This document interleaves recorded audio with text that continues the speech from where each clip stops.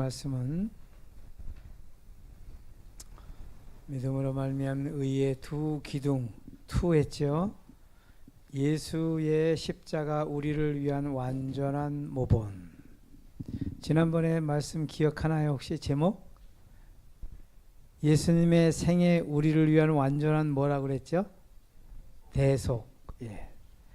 오늘은 예수의 십자가 우리를 위한 완전한 모본이라는 말씀으로 함께 또 은혜를 나누겠습니다.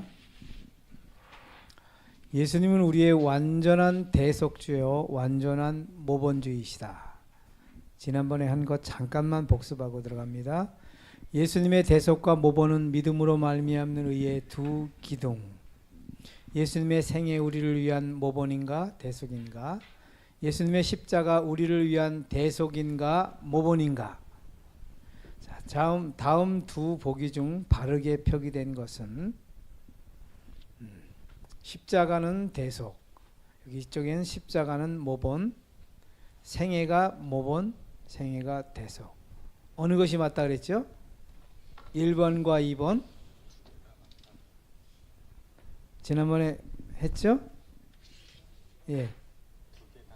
두 개 다 맞자 그랬죠? 예, 두 개 다 맞는데 제가 이번에 강조하는 것은 2번입니다. 자, 품성의 집, 반석집이죠. 부실공사의 원인이 이 두 기둥이 X자로 바뀌어서 그렇다. 제가 이런 말씀을 썼습니다. 모본과 대속이 한 위치로 바뀌었습니다. 자, 예수님의 생애 우리를 위한 완전한 모본으로만 강조할 때는 율법주의로 빠지게 됩니다. 자, 예수님의 십자가 우리를 위한 완전한 대속으로만 강조할 때는 자유주의로 빠지게 됩니다. 이것을 두 가지 같이 병행해 이해를 해야 되는데, 예수님의 생애 우리를 위한 완전한 대속, 이것은 복음주의라고 그랬고요. 예수님의 십자가 우리를 위한 완전한 모본, 이것도 복음주의라고 그랬지요. 자, 아버지 날 낳으시고 어머니 나를 기르시네. 어머니 날 낳으시고 아버지 나를 기르시네. 두 말이 다 맞다 그랬죠? 맞죠? 여러분 공감하시죠? 아버지가 날 낳으시고 이것도 맞고, 어머니가 날 낳으시고 이것도 맞고. 예, 초등학생들에게 물어보면 밑에 게 맞다 그러겠죠? 어머니가 날 낳으시고 아버지가 날 기르시네. 두 가지 다 맞다 그랬습니다. 그래서 위에 맨 위에 생애를 모본으로만 적용하고 십자가를 대속으로만 적용할 때는 양극단으로 빠진다. 그래서 이것을 바꿔서 적용할 줄도 알아야 된다는 것을 제가 말씀드렸습니다. 지난번에 제가 누구한테 간접적으로 말 들었는데, 이주영 장로는 십자가가 대속이고 생애가 모본인데 잘못 전하더라, 이렇게 제가 간접적으로 이야기를 들었어요. 그래서 제가 이제 이걸 당부를 또 드리는 것입니다. 저는 그걸 위의 것을 부정하는 게 아닙니다. 제가 위의 것을 인정하는데, 그렇게만 적용할 때는 꼭 아버지가 날 낳으시고 어머니가 날 기르셨어, 어떻게 이것만 강조하면 밑에 사람을 밑에 말을 받아들이지 않아요. 이쪽에서는 어머니가 날 낳으셨지 어떻게 아버지가 날 낳아? 아버지는 기르셨고 어머니. 두 개가 다 맞다 그랬어요. 자, 아버지 날 낳으시고 어머니를 날 기르시네. 자, 예수님의 생애 우리를 위한 완전한 대속, 예수님의 십자가 우리를 위한 완전한 모본. 처음에는 발간 중앙선이 있습니다. 모본파가 있고 대속파가 있습니다. 실제 그래요. 우리 신앙관이 율법주의, 자유주의. 그러면 신앙은 자기 성격대로 합니다. 희한해요. 말씀대로 하지 않고 자기 성격대로 하고 자기 성격대로 말씀을 깨달아요. 먼 눈에는 뭐만 보인다고. 우리 안동에 이렇게 가면, 제가 과거에도 얘기했는데, 우리 집사람은 헌옷 가게 있죠. 알뜰 매장. 이런 거 귀신같이 잘 찾아요. 저는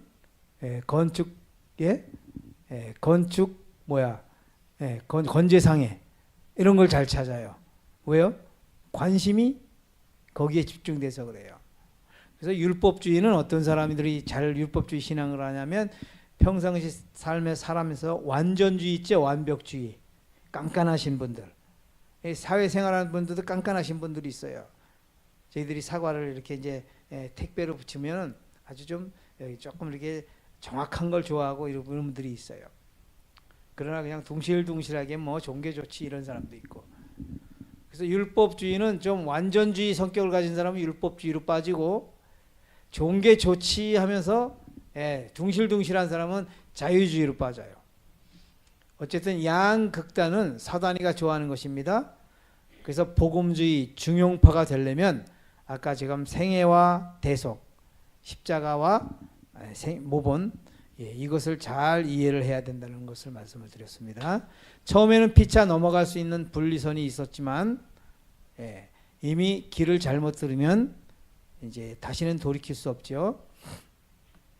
자, 예수님의 생애 우리를 위한 완전한 대속에 관한 성경적 근거가, 그런즉 한 범죄로 많은 사람이 정죄에 이른 것 같이 의에 하는 행동으로 말미암아 많은 사람이 의롭다 하심을 받아 생명에 이르렀느니라.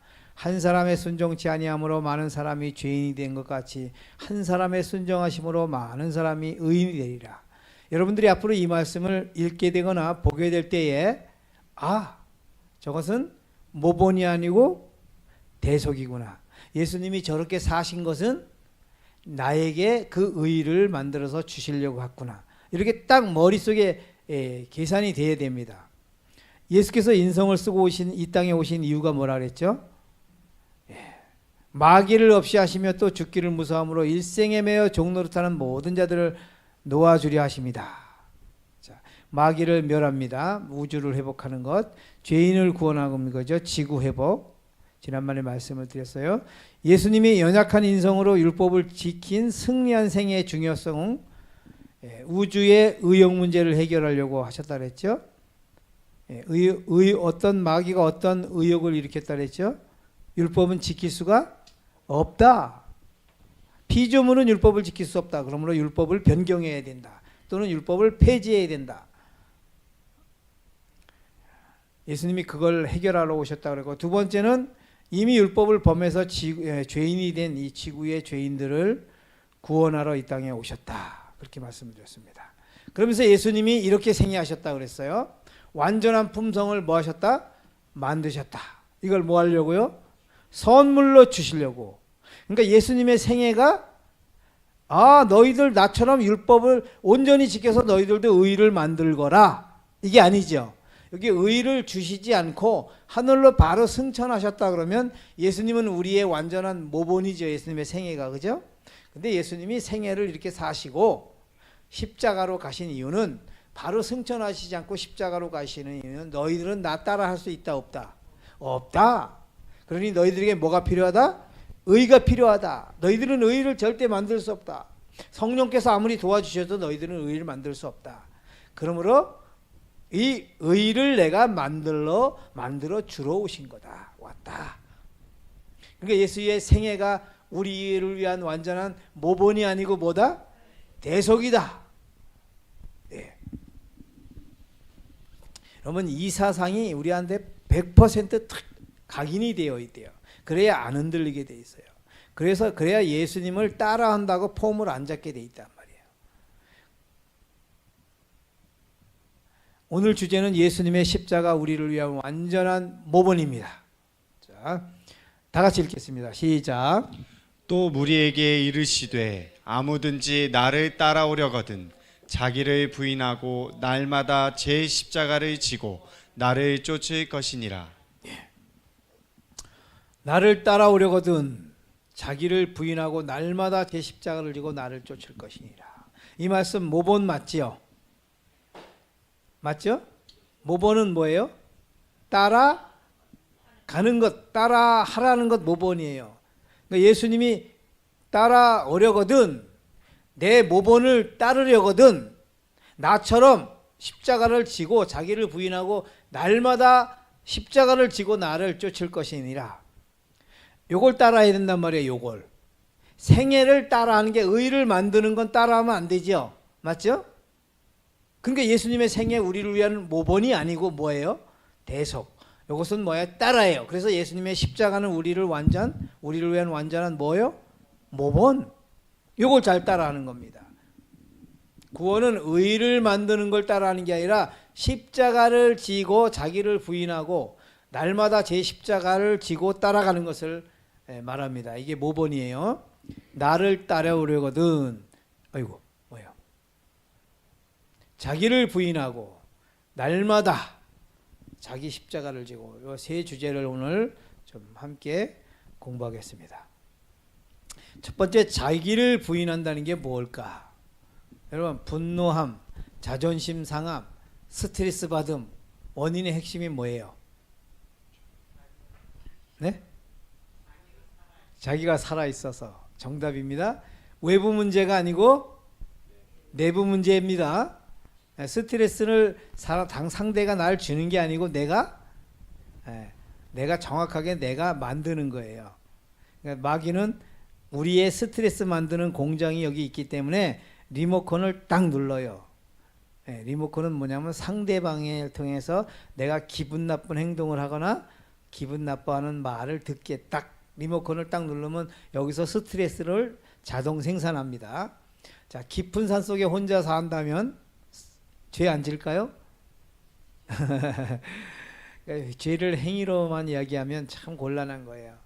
죄를 지을 가능성이 있는 사람 자체가 죄예요. 자, 원인의 핵심은 자기중심 사상입니다. 분노는 내 기분을 건드려서 그래요. 자, 자존심 상함은 나를 인정해 주지 않아서 그래요. 스트레스 받으면 내가 원하는 대로 안 해줘서 그래요. 맞죠? 전부 나를, 내가. 자, 모든 원인은 나라는 존재인식 때문입니다. 여기 나자 한문 제가 썼는데 나라는 존재인식 때문입니다. 모든 원인이요. 자, 나는 뭐예요? 겸한 이기신 분입니다.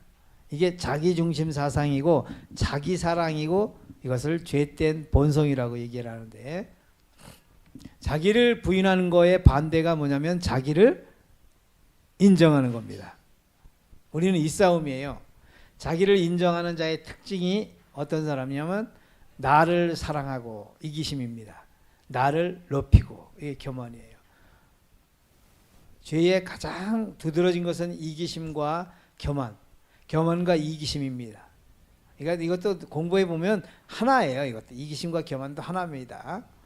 자, 아무 일에든지 다툼이나 허영으로 하지 말고 겸손한 마음으로 각각 자기보다 남을 낮게 여기고.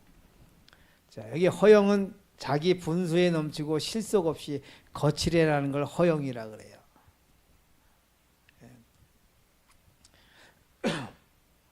교만과 겸손이 무엇일까?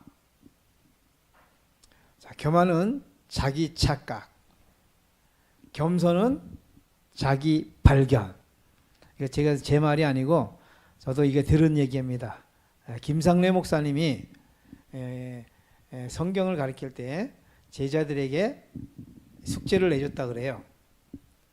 아마 고등학교 때 그렇던 건데, 고등학교 선생님 할 때 그랬다 그러시는 것 같은데, 교만과 겸손을 가장 짧게 요약해서 숙제를 해와라.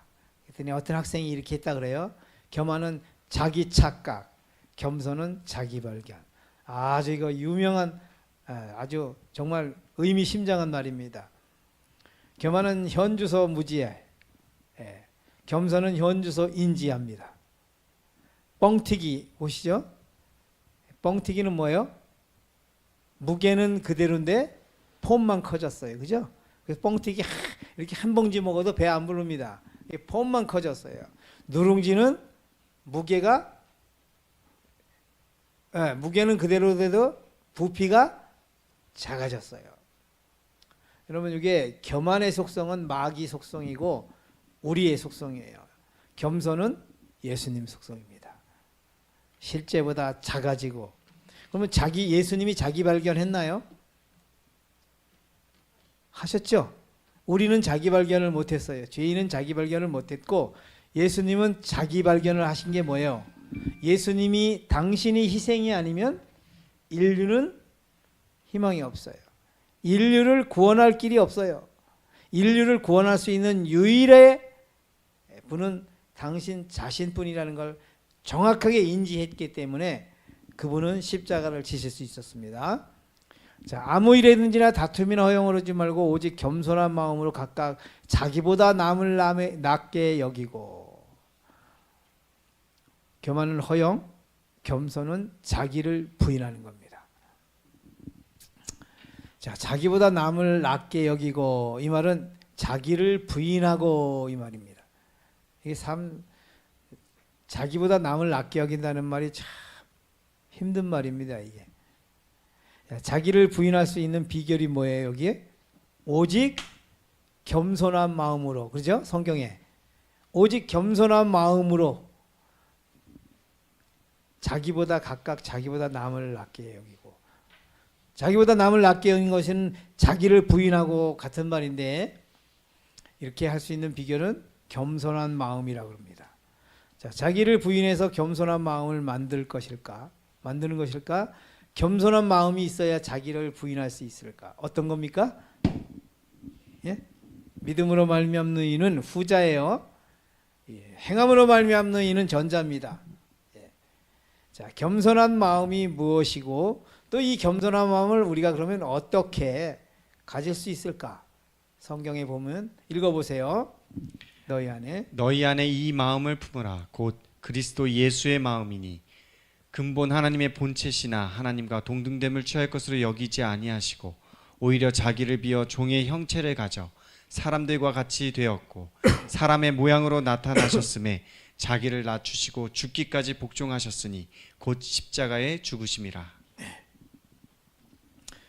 이 성경 말씀을 한 장으로 얘기하면 겸손의 장이라고 합니다. 겸손의 장. 자, 겸손한 마음은 이 마음이에요. 이 마음은 누구 마음입니까? 그리스도 예수의 마음. 이게 겸손한 마음입니다. 자기를 비워 종의 형체를 가져 자기를 낮추시고, 이것은 자기를 부인합니다. 자기를 부인하는 것이 겸손한 마음이죠. 그리스도 예수의 마음. 그리스도 예수의 마음은 다른 말로 그리스도의 품성, 또 그리스도의 의, 같은 얘기예요. 그러니까 너희 안에 이 마음을 품으라, 이 말은 뭐예요? 너희 안에 그리스도의 의를 품으라, 이 말이에요. 모든 성경은 믿음으로 말미암는 의로 해석을 해야 우리가 결론에 도달할 수 있습니다. 자, 이제 품으라. 제가 21일 뭔 얘기인지 아시나요, 혹시? 이거 제가 사전을 찾아보다가 시간이 없어서 못 찾았는데 확실한 건가 모르겠네요. 계란을 닭이 21일을 풀면 병아리가 나오죠. 맞습니까? 21일 맞아요? 예. 사전을 찾아보는데 제가 안 나오더라고요. 사전에 어떻게 찾을 줄 몰라서. 계란이 병아리가 됩니다. 근데 닭이 병아리를 품는 그 모습, 여러분 왜 다른 것들은 다 직접 새끼를 낳는데 왜 이 조류는 품어서 알을 낳을까? 여러분 생각 안 해보셨어요? 아니 직접 병아리를 낳으면 좋지 뭐? 너무 번거롭잖아요. 계란 먹고 싶은 사람은 계란 먹고 닭고기 먹고 싶은 사람은 닭고기 먹으라고? 원래 닭고기 먹으라는 건 성경에 안 맞는 말이에요. 원래 그 의미로 그렇게 만들어요. 저는 고기를 안 먹으니까 넌 계란이라도 먹어라 하고 그렇게 하신 게 아니고, 여러분 이것은 뭐냐면 창조는 십자가 전이에요, 후예요? 십자가 후예요. 십자가가 먼저예요. 그래서 창세기를 읽을 때, 창조 이야기를 읽을 때 언제나 재창세기의 관점에서 읽어야 성경을 제대로 해석할 수 있어요. 그러므로 닭을 품어서 병아리를 낳는 것은 우리 안에 구원이 어떻게 이루어지는가를, 예수 그리스도의 마음을, 그 의를 품는 걸 가르쳐 주기 위해서 실물 교훈으로 이렇게 만드신 거예요. 여러분, 그러니까 모든 사물들을 볼 때에, 자연과학을 볼 때 이게 자연스럽게 된 게 하나님이 섭리하셨는데, 그럼 왜 그렇게 하셨는가? 그것은 뭐예요?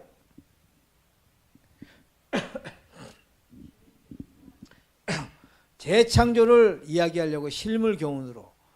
그래서 창조는 재창조의 표상이에요. 표상.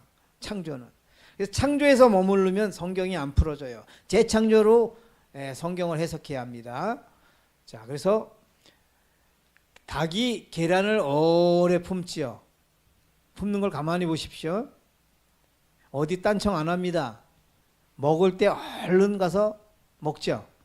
굶어 죽으면 안 돼. 굶어 먹어야 열을 생산하죠. 열을 생산해야 병 아래 계란의 온도를. 근데 이 계란이 또 이렇게 뒤집어요. 자기가 또 다 계란을 이렇게 뒤집습니다. 한쪽만 따뜻해지면 안 되니까 골고루 뒤집어요. 근데 희한하게 거기다 꽁알을 넣어줘도 다른 메추리알을 넣어줘도 다 품어요. 지금 우리 안에서 이 계란이 누군 병아리가 뭡니까 그럼? 너희 안에 이 마음을 의를 품어라. 병아리가 의예요. 의 여기서. 근데 꽁알 다른 알을 넣어도 이 닭은 품는다니까. 닭이 우리예요. 여기서. 닭이 우리입니다. 근데 엉뚱한 알도 품어요. 우리가. 마귀 본성도 품잖아요. 마귀 본성 품는 데는 안 가르쳐줘도 잘. 우리 소녀딸이 이제 돌 막 지났는데 거기서 가만히 보니까 마귀에 안 가르쳐줘도 이 마귀 본성이 막 나와요. 그냥 막. 맛있는 거 먹으면 맛있는 거 좀 막 너무 좋아서 그냥 미소를 짓고 뺏으면 막 엉엉 떼쓰 그래요. 벌써. 자, 또 우리에게 이르시되 아무든지 나를 따르려거든 자기를 부인하고 날마다 제 십자가를 지고 나를 쫓을 것이니라. 여기 자기를 품는다. 이것은 날마다 품어야 되는데 그게 날마다 제 십자가를 지고 쫓는 것을 말하는데, 자, 자기를 부인한다는 것은 그리스도 예수의 마음, 그리스도의 의를 품는 행위를 말합니다. 자기를 부인한다. 너희 안에 이 마음을 품으라. 너희 안에 그리스도의 의를 품으라. 같은 말이에요. 너희 안에 그리스도의 의를 품는 자는 자기를 부인하는 자입니다. 여러분, 자기를 부인하는 게 오래 품는 거예요. 알이 품다가 품는데요. 제가 막대기로 품지 않으려고. 왜냐하면 계란을 계속 낳는 걸 계속 품어요. 그럼 나머지는 골아버려요. 그래서 딱 처음부터 21일간 딱 8개면 8개, 10개면 10개만 딱 품어야 되는데 그 다음에 거기서 또 다른 닭에 거기다 또 닭을 낳아요. 그럼 알이 많아지잖아요. 근데 그것까지 품으면 나중에 들어간 닭은 다 골아버려요. 못 쓰게 돼요. 그래서 나중에 나는 알을 이제 우리 아이 엄마가 다 계란에다가 빨간 걸로다 이렇게 까만 걸로다가 다 표시를 합니다. 품었던 계란을. 그리고 새로 난 거는 표시가 없죠. 그럼 그걸 뺏어와요. 근데 이제 그걸 뺏어오려면 안 내놔요, 이 닭이. 그래서 막대기를 쿡 찔러도 안 도망가요, 거기서. 손을 내밀면 어떻게 까요? 손을 쪼아요. 거기에 목숨 다 걸어요, 그걸 품는데. 이야.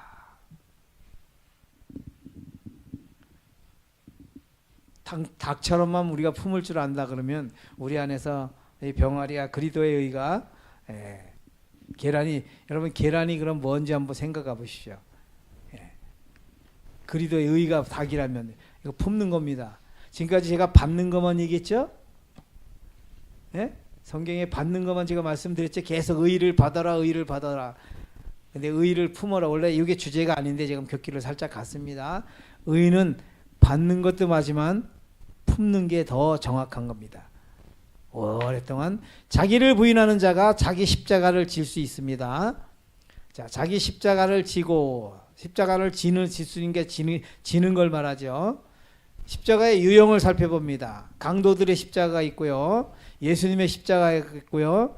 우리가 져야 할 자기 십자가가 있습니다. 자, 강도들의 십자가는 물리적인 십자가예요. 그죠?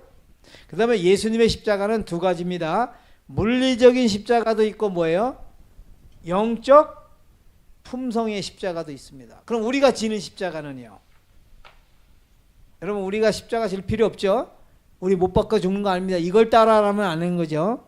이걸 따라하는 게 아니고 이걸 따라하는 거예요. 물리적인 십자가. 강도는 엉뚱한 걸 따라했어요. 그죠? 예. 엉뚱한 걸 따라해서 저렇게 되는데 강도가. 한편 강도는 예, 나중에 이 영적 십자가를 순간적으로 따라서 지었습니다. 자, 우리가 따라야 할 십자가는 영적 십자가예요. 품성적 십자가.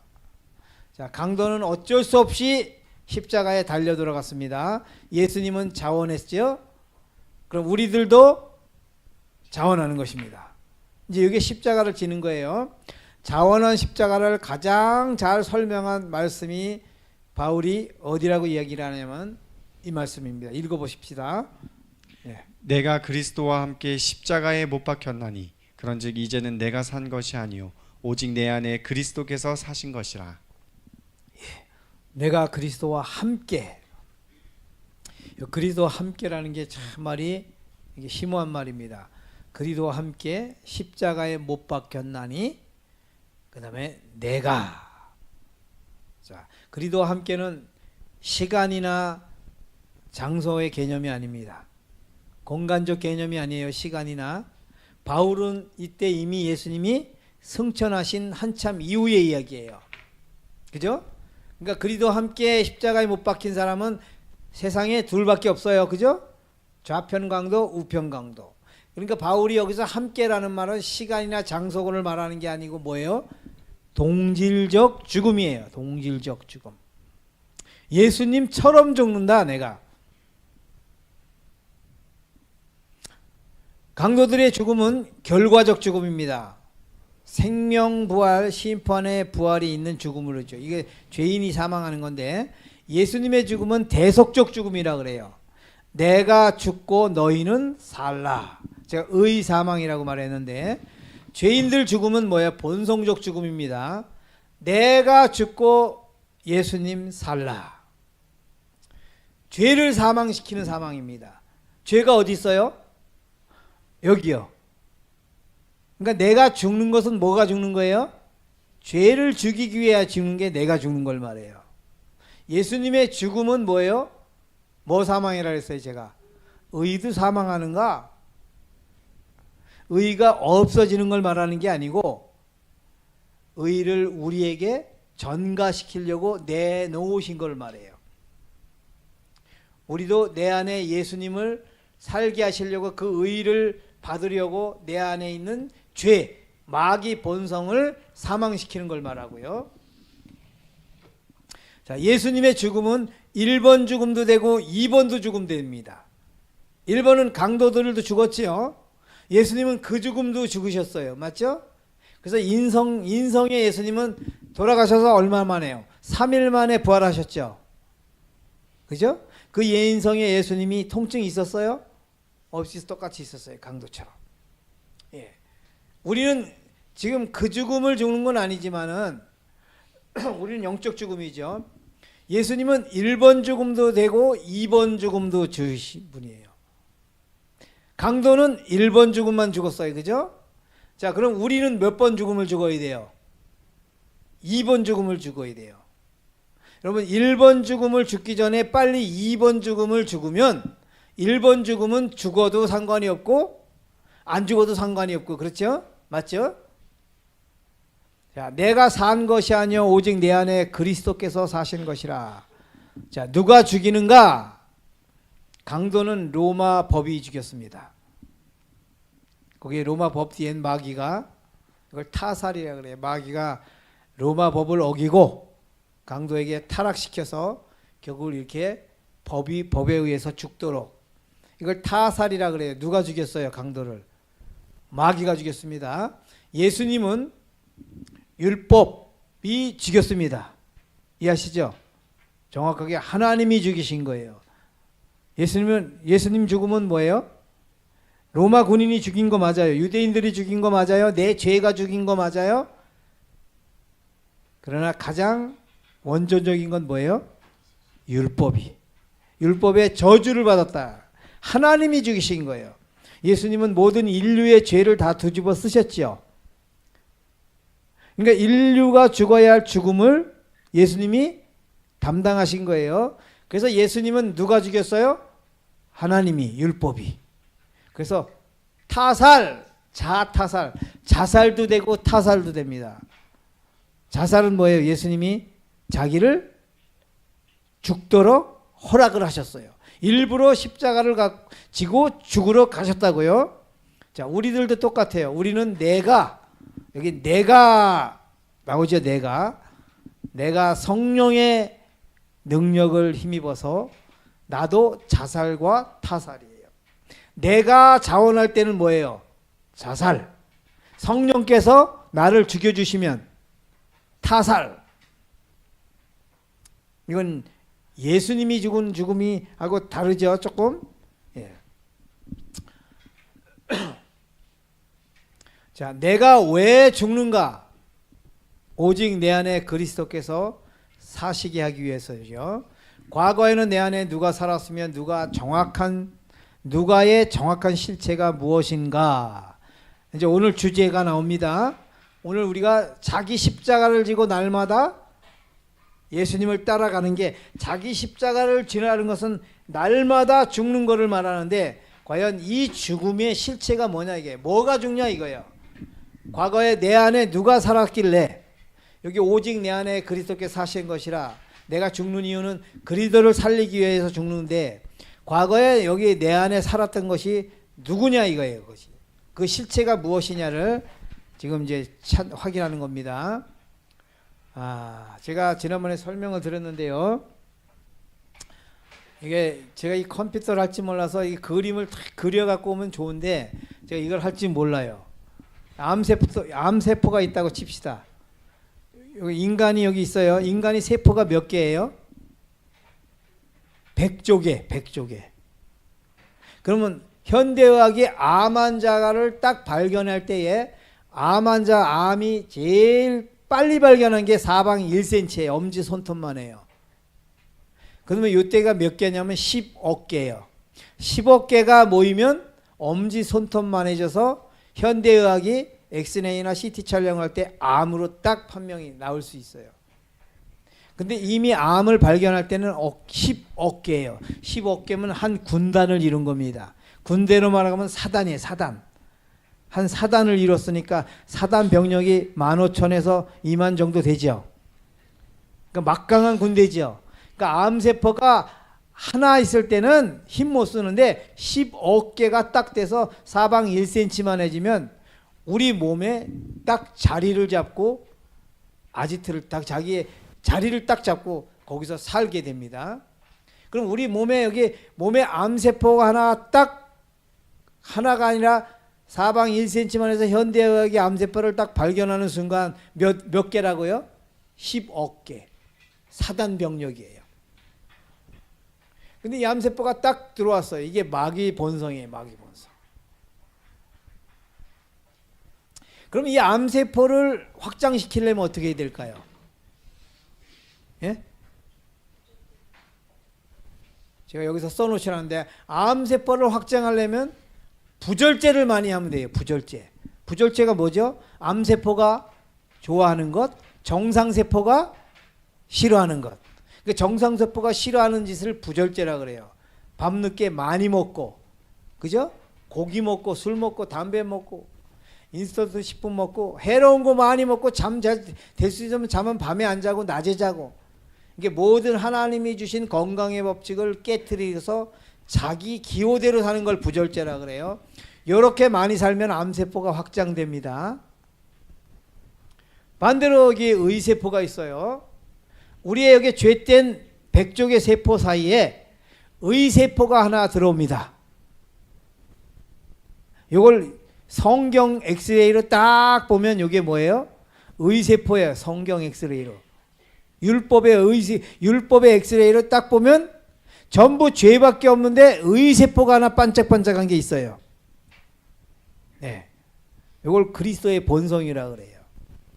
그러면 이 의세포가 하나를 딱 자리를 잡았어요. 우리 안에. 이걸 거듭남이라 그래요. 성경에 믿음으로 얻는 의라 그래요. 이거를. 그럼 의세포가 우리 안에 하나 딱 들어왔을 때에 이 의세포 확장하는 방법 똑같아요. 암세포 확장하는 방법은 뭐였어요? 아까? 부절제. 그럼 의세포가 확장하는 방법은 절제. 그럼 절제가 뭘까요? 절제가 뭐예요? 속에서 마귀 본성이 올라올 때 화를 내면 마귀 본성을 쓰는 거죠. 쓰는 부절제지요. 그죠? 절제는 하지 말아야 할 것들 하지 말고 해야 할 것들은 하는 게 절제예요.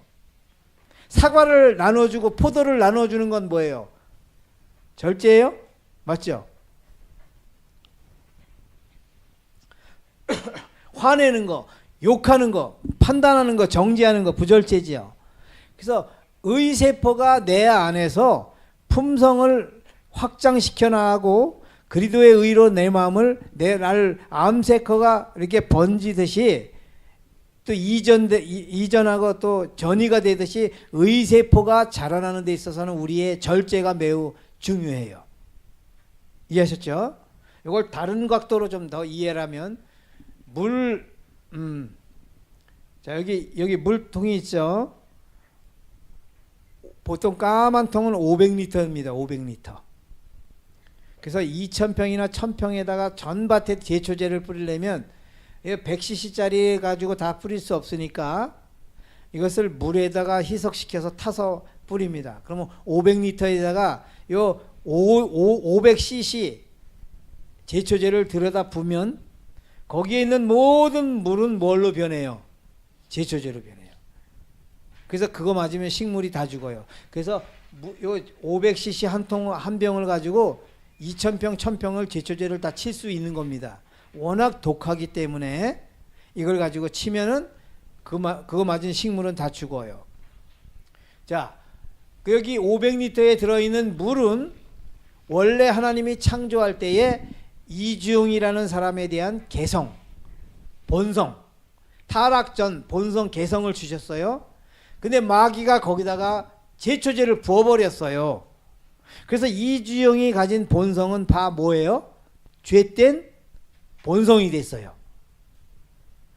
좋은 본성, 하나님의 형상을 닮은 그 개성 본성에다가 마귀가 제초제를 들어버렸어요. 그러니까 여기에 있는 물이 다 제초제가 되었듯이 이주용의 개성 본성도 다 마귀 본성과 합성이 돼가지고 다 제초제가 됐어요. 그래서 이기적이고 자기중심적이고 교만하고, 예. 자, 제초제는 마귀 본성입니다. 물은 내 본성이고요. 자, 죄된 본성은 물 더하기 제초제를 죄된 본성이라 그래요. 그러니까 여러분 죄된 본성 할 때, 예, 물과 뭐예요? 제초제가 합성화된 거예요. 그러니까 마귀하고 나하고 뭐가 된 거예요 지금? 하나예요. 하나가 된 거예요. 그럼 하나님의 구속사업은 뭐예요? 제초제를 여과기로 걸러내야 되죠. 그죠? 제초제를 여과기로 걸러내야 돼요. 여기 암세포를 수술해서 없애는 것 같은 원리입니다. 죄된 본성은 물 더하기 제초제인데 이 제초제를 여과기로 걸러내는 걸 구속사업이라 그래요. 자아포기가 그럼 뭐냐? 자아포기는 뭐냐? 이 제초제의 사용을 거절하는 걸 선택하는 겁니다. 띄어쓰기를 안 했네요. 제초제 사용 거절을 선택하는 거예요. 자아포기가. 속에서 화가 올라올 때 뭐가 올라오는 거예요 지금 이게? 제초제예요. 제초제하고 나하고 익숙하죠. 그러니까 나는 제초제하고 익숙해서 제초제 따라서 나도 같이 화를 좋아하게 되고. 희한해요. 안 좋은 건 빨리 습득이 돼요. 저는 커피를 안 먹는데도 커피 향이 왜 이렇게 좋은지 몰라요. 희한해요. 왜 그럴까요? 우리 속에는 커피하고 딱 맞는, 내 속에는 커피하고 딱 맞는 그 뭐가 있어요 지금. 보세요. 자아포기는 제초제 사용을 거절하는 걸 자아포기라 그래요. 그럼 이게 절제지요. 네. 마귀 본성을 쓰지 않기로 선택하는 것. 자, 내 품성은 뭐냐? 그러면 제초제를 사용하여 물과 혼합된 상태. 자, 제가 원래 죄된 본성을 갖고 태어났지, 1살 때, 그죠? 근데 제가 이걸 많이 사용했잖아요, 맞죠? 예, 거의 65년을 사용을 하면서 제가 뭐예요? 내 품성을 만들었어요. 뭘로요? 마귀 본성으로. 그러니까 품성은 열매입니다. 본성은 뭐예요? 원료. 이 원료를 가지고 이 물통을 만들었듯이 스텐 가지고 물통을 만들었어요. 그것처럼 마귀 본성이라는 원료를 가지고 내가 그걸 자꾸 썼더니 내 품성이 됐다 이 말이에요. 그래서 누가 기분 나쁘게 하면 자꾸 화가 나는 것은 이게 아주 숙달돼서 그래요. 그래서 내 품성은 제초제를 많이 사용하여서 물과 혼합된 상태입니다. 하나가 딱 된 거예요. 자, 품성 변화, 성화는 그럼 뭐냐? 제초제를 거절했을 때에 나누어 주시는 의를 받는 겁니다. 이게 절제예요.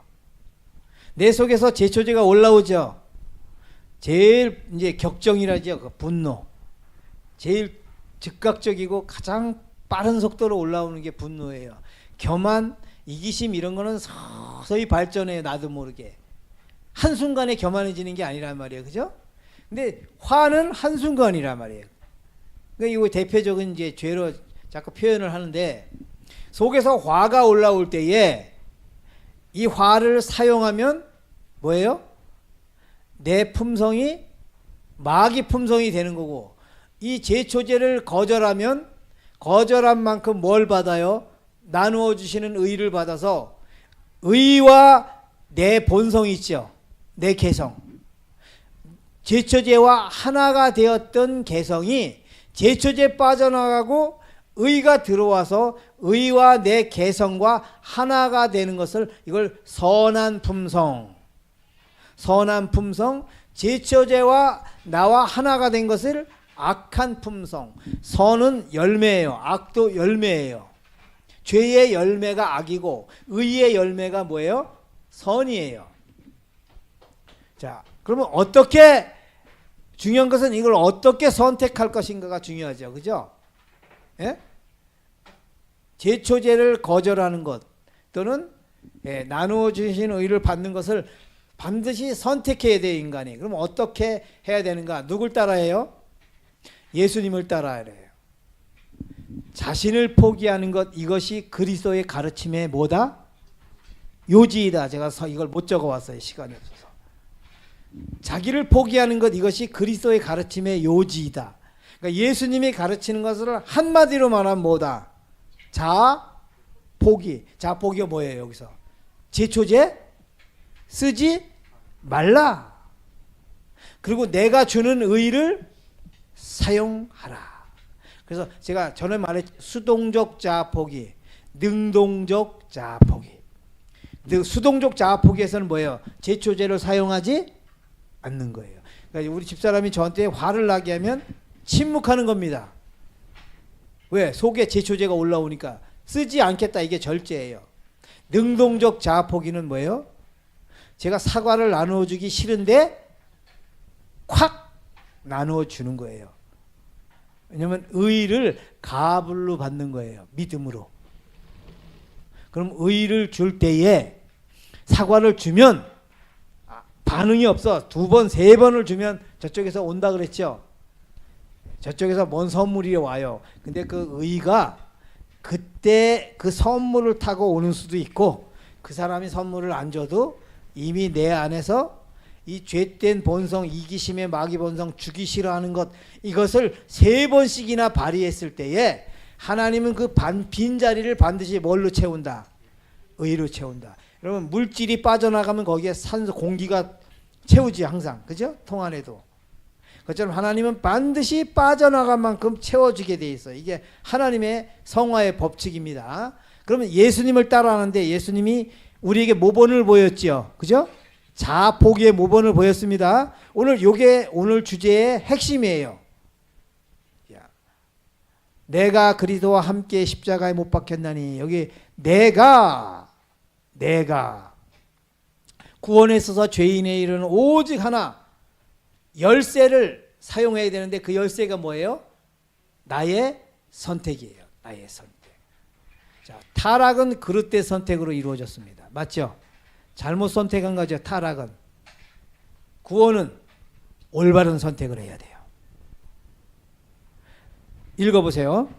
사단은 하나님의 품성을 이해하고 그분의 선하심을 알면서도 자기 자신의 이기적이고 독자적인 생각들, 그것을 따르기로 선택했던 것이다.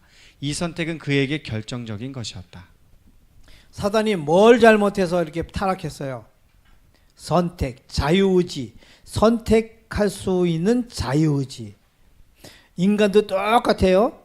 사단과 처음에 사단을 만들 때나 인간을 만들 때 하나님은 자유의지를 주셨어요. 선택할 수 있는 것.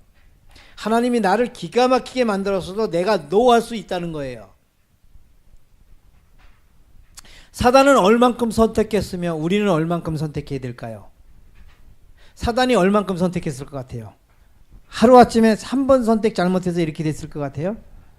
제가 이 다음에 이제 확인해 보겠지만 아마도 우리 시간으로는 6천만 년 될 것 같아요. 6천만 년. 우리 시간으로. 오랫동안 하나님이 끝없이 기회를 주셨어요. 근데 끝까지 그는 악을 선택하고 회개할 기회를 선택하지 버리고 계속해서 자기가 자기를 선택했어요. 근데 우리는 얼만큼 선택해야 되는가? 여기 뭐라 그래요? 또 우리에게 이르시되 아무든지 나를 따라오거든 자기를 부인하고 뭐예요? 날마다 제 십자가를 지고, 제 십자가를 지는 거는 자유지요. 안 질 수도 있다는 얘기예요. 예수님도 십자가 안 질 수 있지요. 똑같아요. 우리는 십자가를 지지 않을 수 있어요. 근데 여기 날마다 제 십자가를 지고, 어떻게 해요? 날마다. 이 날마다는 그러면 24시간을 말할까요? 아니죠. 매 순간, 매 초, 지속적으로 계속 나라는 존재 인식이 될 때마다 끊임없이 자기를 부인하고 십자가를 지는 걸 날마다라고 말합니다. 자, 타락 때 일평생 그릇된 선택을 했습니다. 제가 오늘 이런 품성을 만드는 데 있어서 얼만큼 선택했을 것 같아요? 평생 선택했어요. 평생. 그죠? 그게 선택이 전자동으로 돼가지고 나는 몇 번 했는지도 몰라. 그래서 타락도 그릇된 선택을 일평생 했습니다. 똑같아요. 회복 때도 일평생 올바른 선택을 하는 거예요. 일평생 하는 거예요. 이것은. 예. 자, 선택은 지성활용이라고 그러는데 선택이 뭐예요? 행동을 낳지요. 그죠? 맞죠? 예. 행동은 믿음의 행위인데, 자, 행동은 뭘 낳아요? 습관을 만들고, 습관은 품성을 만들어요. 자, 선택의 비결을 누구에게 배울 것인가? 나를 쫓을 것이라, 나를 따라오려거든. 이게 뭐예요? 예수님이죠. 나한테 배워라 이 말이에요. 맞죠? 나를 따라와라, 나를 쫓아라. 자, 예수님을 정확하게 쫓는 게 뭐냐? 이게 모본인데, 예수님이 언제 어떻게 선택하셨는가? 예수님도 선택의 싸움이 있었다고요.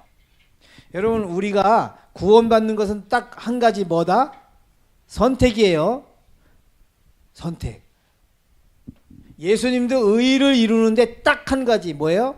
선택이에요. 끊임없는 선택으로. 예수님이 언제 어떻게 선택하셨는가?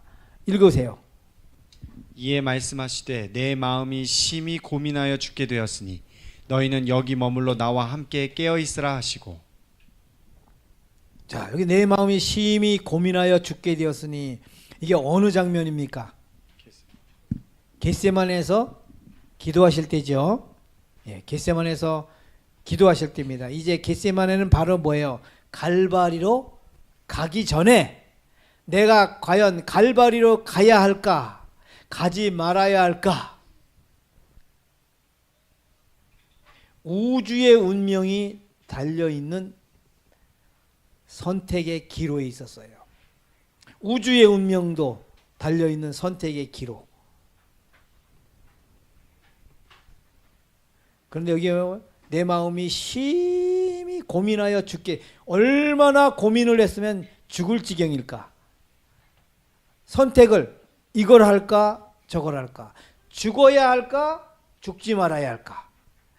죽어야도 되는데 죽기는 싫고, 그죠? 죽기는 싫은데 죽어야 하고, 이 싸움이에요. 예수님이 이 싸움에서 고민을 한 겁니다. 무엇 때문에 고민을 하셨는지 보십시다. 예수께서 힘쓰고 애써 더욱 간절히 기도하시니 땀이 땅에 떨어지는 핏방울같이 모세 혈관이 다 파괴가 돼서 이 땀에 피가 섞여 나와요. 예수님이 얼마나 고민을 마셨냐면, 간절한 기도 내용이 뭐냐? 가라사대 아버지여 만일 아버지의 뜻이거든 이 잔을 내게서 옮기시옵소서. 그러나 원대로 마옵시고 아버지의 원대로 되기를 원하나이다. 여러분 예수님이 아버지의 뜻을 몰라서 이랬을까요? 예? 이렇게 기도했을까요? 아버지의 뜻을 알아요. 이미 다 아는데 얼마나 죽기 싫었으면 지금 고민하는 장면이에요. 아버지 앞에서 죽기 싫고 죽어야 하고.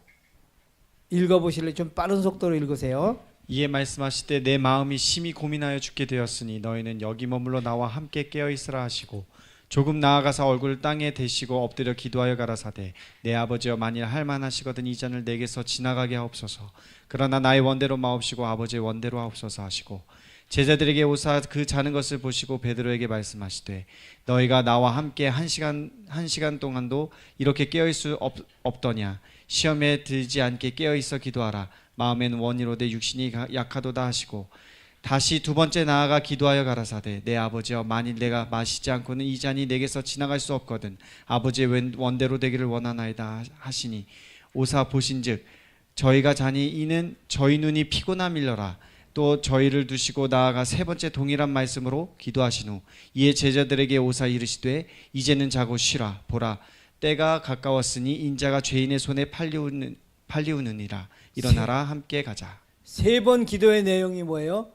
이 잔을 내게서 지나가게 하옵소서.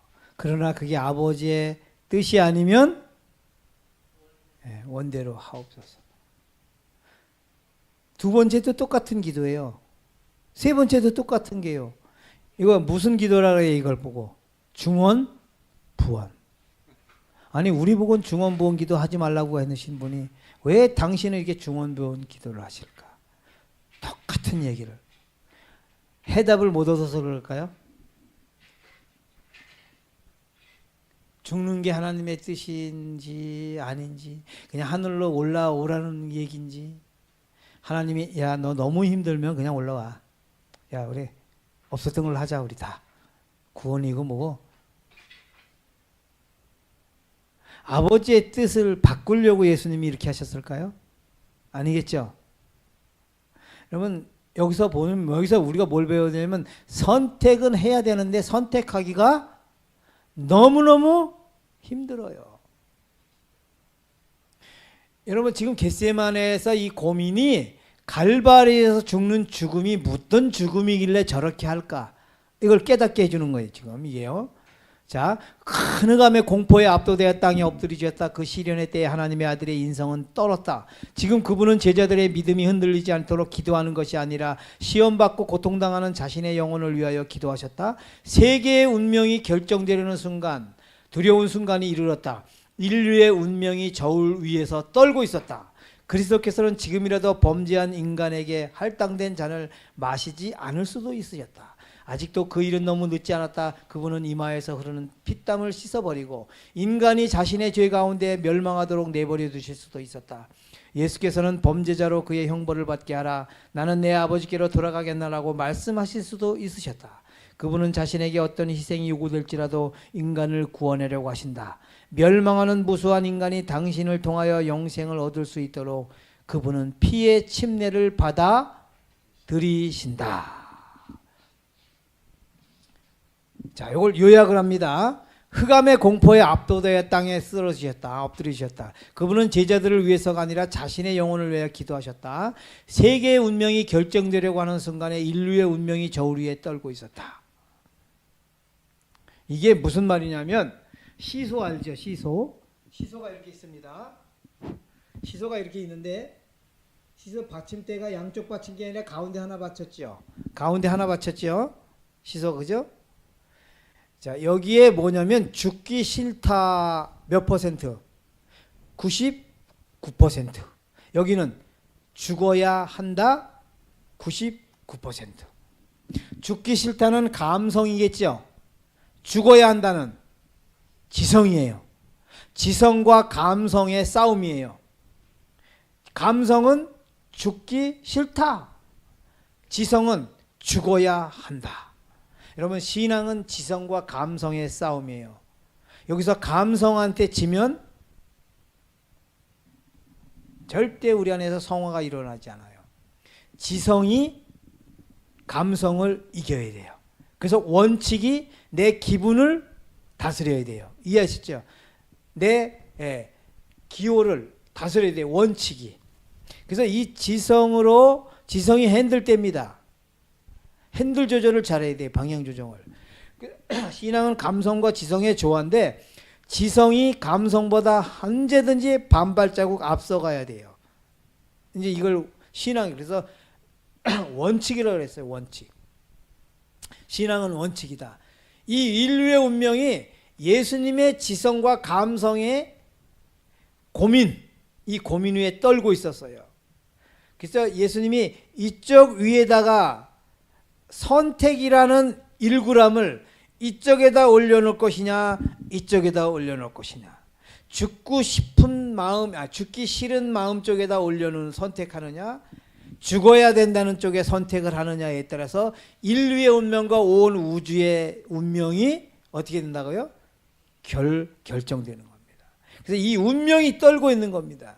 이 무게추가 똑같잖아요. 그러면 이게 떨어요. 막 떨게 돼 있어요. 이렇게. 거기에 무엇을 선택하느냐. 자, 내 아버지여 내가 마시지 않고는 이 잔이 내게서 지나갈 수 없거든. 아버지의 원대로 되기를 원하나이다. 예수께서는 세계의 절박한 운명을 보고 뭐 하신다? 결심하신다. 멸망하는 무수한 인간들이 당신을 통하여 영생을 얻을 수 있도록 그분은 피의 침례를 받아들이신다. 여기 뭐예요? 제일 중요한 단어 뭐예요? 결심. 결심은 뭐냐? 선택이에요. 결심을 해야 그 다음에 행동으로 갈 수 있어요. 3번 기도하고 예수님이 일어나셨죠. 왜요? 결심하셨으니까. 어디로 가기로요? 갈바리로 가기로. 겟세마네에서 일어나셨다고요. 더 이상 기도 안 하기로. 뭘 하기로? 죽기로. 그리고 그 뒤에는 고민해야 안 해요? 안 해요. 일사천리로 그냥. 고민은 겟세마네에서 끝내요. 그래서 우리가 겟세마네가 싸움이 제일 치열해요. 갈바리의 싸움보다. 갈바리는 겟세마네의 열매예요. 결심하고 뜻을 세우고 결심을 하고 행동으로 나아가면 하나님이 그때부터는 십자가에서 죽을 힘을 주실까요? 안 주실까요? 주셔요. 갈바리가 클라이막스가 아니고요. 겟세마네가 클라이막스예요. 이게 선과 악의 대쟁투의 클라이막스. 우리도 늘 겟세마네 싸움이에요. 이걸 굉장히 중요하게 여깁니다. 그대는 그리스도를 따르는 자가 되기를 원하지만 어떻게 시작할지 모르고 있는가? 그대가 가지고 있는 뭐하라? 빛을 따르라. 하나님의 말씀에 대해 알고 있는 것에 순종하려는 마음을 가지라. 하나님의 능력과 그분의 생명은 그분의 말씀 가운데 있다. 그대가 믿음으로 그 말씀을 받아들일 때 그것은 순종할 능력을 주게 될 것이다. 여기 순종하려는 마음을 뭐하라고요? 순종하고 싶은 마음이 있어요, 없어요? 없어요, 지금. 우리에게 없는데 순종하려는 마음을 뭐하라? 가지라. 이 말이 뭘까요? 내가 순종해야지. 그래, 순종할 거야. 순종하야지. 순종할 겁니다. 순종하게 도와주세요. 순종하렵니다. 얼른 순종하는 겁니다. 그분의 말씀 가운데 능력은 어디 있다? 그분의 능력과 그분의 생명은 어디에 있다? 말씀 가운데. 이게 뭐냐면 명령 속에 있어요. 명령 속에. 여리고를 돌아라. 돌기 싫겠죠? 맞죠? 아니 시킬 걸 시키시오 여보시오. 여리고라 무너져야지 뭘 돌아서 무너져. 요단강을 밟아라. 갈라놓고 그래야지. 밟아라. 요단강에 들어가라. 건너라. 여리고를 도르라. 이게 누구 말이에요? 하나님의 명령이에요. 하나님의 약속의 말씀이에요. 이 말씀을 믿음으로 받아들이고 순종을 하면 뭐예요? 그것이 이루어진다. 예. 또 뭐 그뿐만 아니라 그것은 순종할 능력을 주게 될 것이다. 자, 예수께서 이 환자에게 당신을 믿는 믿음을 행사하도록 요구하지 않으신다. 그분은 이게 38년 된 중풍병자를 말합니다. 한 번도 걸어보지 못한 중풍병자가 예수님이 느닷없이 뭐라 일어나 걸어라. 근데 이 중풍병자 이 양반 딱 하기도 나 모르죠 당신. 나 38년 됐어. 한 번도 걸어보지 못했어. 말 같은 소리를 해야지. 다리를 고쳐줘야 걷지. 이렇게 하지 않고 보세요. 믿음을 행사하도록 요구하지. 여기 중요합니다. 이 환자에게 당신을 믿는 믿음을 행사하도록 요구하지 않으신다. 그게 뭘까요? 왜 요구 안 했어요? 그 중풍병자는 믿음이 없다는 것을 예수님이 아셨죠? 이 중풍병자가 우리예요 지금. 그분은 단순히 일어나 내 자리를 들고 걸어가라고 말씀하신다. 그러나 그 사람의 믿음은 그 말씀을 굳게 붙잡는다. 뭘 붙잡아요? 말씀을. 일어나 걸어가라 한 그 말씀을. 모든 신경과 근육이 새로운 생명으로 전율하고 절던 다리는 건강하게 움직인다. 그가 의심하지 않고 그리스도의 명령에 순종하기로 뜻을 정하자. 그의 모든 근육이 그의 의지에 응답한다. 순종하기로 뭐하다? 뜻을 정하고 결심을 하고 선택을 했을 때, 그죠? 그때 선택 이후에 근육이 그 의지에 응답하죠. 근육에 힘이 솟는 것은 후에요. 어디서부터? 여기서부터 선택하고 여기서부터 뜻을 정하고 여기서부터 결심을 하니까 그때 육신이 신호가 가는 거예요. 여기서부터 선택할 때 하나님의 영이 그리스도의 의가 일로 들어오는 거예요. 그럼 그리스도의 의가 들어와서 세포의 힘을 38년 동안 단 한 번도 깨어있지 못한 죽은 세포를 하나님의 영이 그리스도의 의가 이 세포를 치료하는 거예요. 지금 그가 의심하지 않고 그리스도의 명령에 순종하기로 뜻을 정하자. 읽었죠? 밑에요. 그는 그리스도의 말씀을 믿었으며 그 말씀에 입각과에 행동하자 힘을 얻었다. 여러분 여기서 믿었다는 게 믿겨졌어 확신이 왔어 이걸 말하는 게 아니에요. 어차피 나는 다른 희망이 없잖아요. 한번 믿져야 본전이다. 한번 해보자. 여러분 여리고 확신이 있어서 돌아왔을까요? 나만이 확신이 있어서 7번 목욕했나요? 아니죠. 성경의 모든 사건은 다 이렇게 명령과 그 명령을 믿고 순종하고 행동할 때의 역사가 이루어져요. 근데 한결같이 그것은 다 명령은 뭐예요? 어떤 명령이에요? 다 비합리적, 비상식적, 또요 비과학적, 비논리적이요.